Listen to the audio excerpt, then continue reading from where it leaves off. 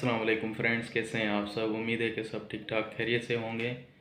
तो आज हमारा तीसरा दिन है डैरकी के अंदर।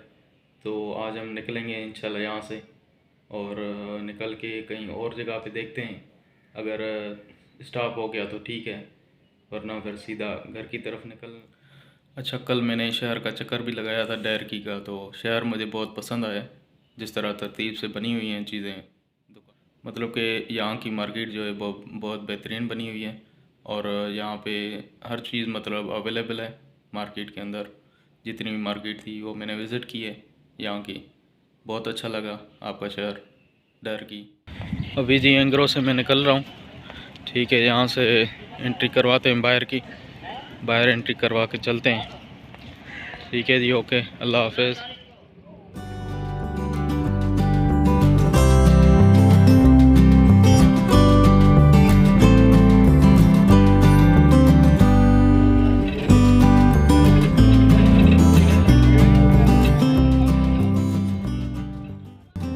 बबरलो बाईपास पे पहुंच चुका हूँ सखर।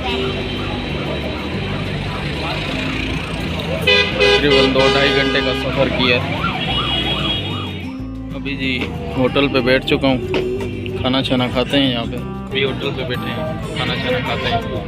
ठीक है, रोटी आ गई है।